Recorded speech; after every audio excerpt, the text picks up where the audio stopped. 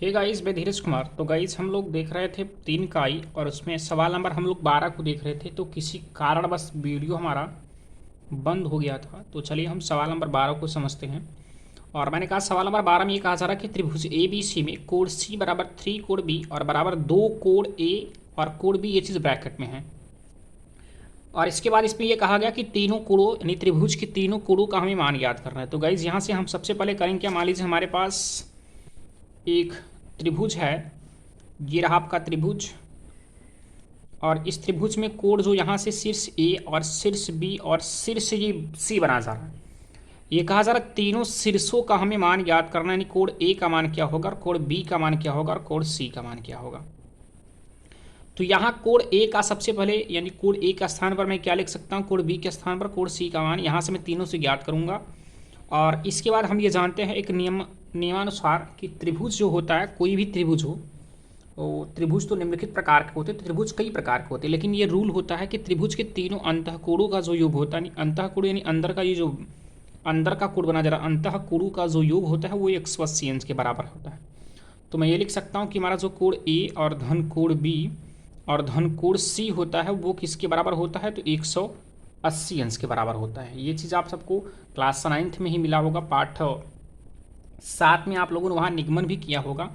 तो चलिए अब यहाँ पर हम देखिए गाइस, पहले यहाँ से कोण ए बी और सी को हम लोग अलग अलग यहाँ पर इसकी वैल्यू याद करते हैं। देखिए कोण सी बराबर मैं लिख सकता हूँ 3 कोण बी, यानी कोण सी के स्थान पर मैं लिख सकता हूँ 3 कोण बी।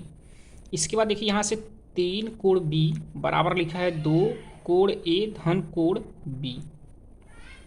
तो यहाँ 3 कोण बी बराबर, यहाँ ध्यान दीजिए कि 2 का गुणा अगर अंदर करेंगे ब्रैकेट के अंदर तो हो जाएगा 2 कोण ए धन 2 कोण बी हो जाएगा।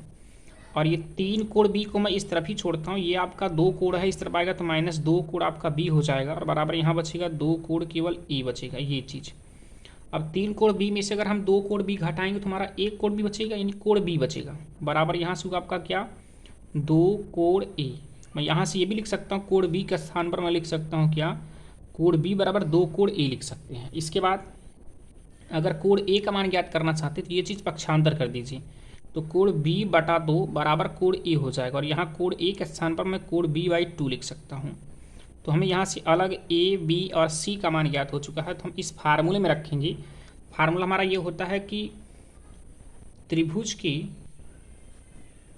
तीनों अंतःकोणों का योग, तीनों अंतःकोणों का जो योग होता है वो 180 अंश के बराबर होता है। चतुर्भुज के चारों शीर्षों का योग 360 होता है, त्रिभुज में आपका 180 होता है। तो त्रिभुज का पहला जो शीर्ष ए है और ए का स्थान पर देखिए मैं यहाँ लिख सकता हूँ कोण बी बाई 2 और प्लस हमारा क्या है, कोण बी होना चाहिए। कोण बी के स्थान पर मैं लिख सकता हूँ 2 कोण ए, यहाँ से लिख सकते हैं क्या, 2 कोण, या कोण बी को मैं कोण बी ही छोड़ता हूँ, कोई समस्या नहीं, क्योंकि बी के पदों में तोड़ करके हम पहले एक कोण का मान ज्ञात करेंगे। और प्लस कोण सी होगा और सी के स्थान पर, या यहाँ देखिए मैं 3 कोण बी ज्ञात कर चुका हूँ, तो यहाँ लिख सकते हो 3 कोण बी और बराबर 180 अंश।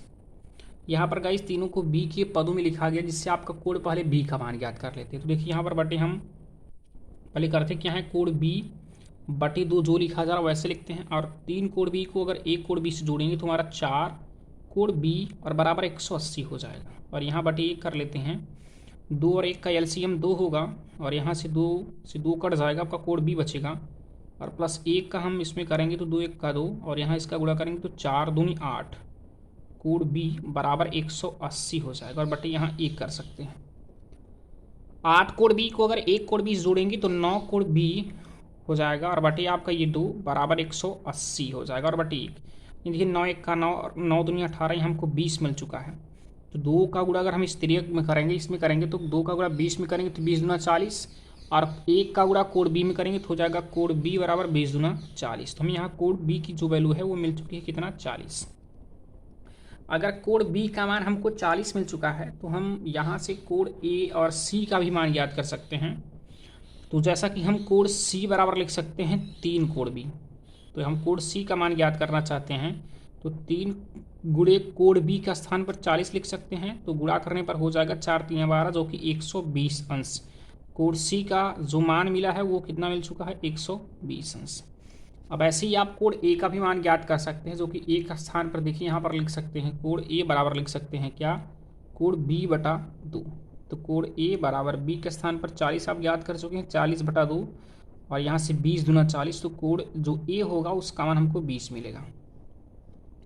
और हम ये कह सकते हैं कि हमको अब ये त्रिभुज में कोड ए का मान 20 अंश और कोड बी का मान हमें 40 अंश और कोड सी का मान 120 अंश मिल चुका है। अब तीनों को ऐड करेंगे तो 180 के बराबर होगा। देखिए 120 को 40 से जोड़ेंगे 160, 160 को 20 से जोड़ेंगे तो 180 हो जाएगा। तो ये टोटल तीनों अंतःकोणों का योग जो हुआ वह 180 अंश के बराबर हुआ। तो ये सवाल नंबर आपका 12 करके दिया गया था। तो चलेगा इस अगले क्वेश्चन को हम देखते हैं अगले वीडियो में। आज के लिए इतना ही।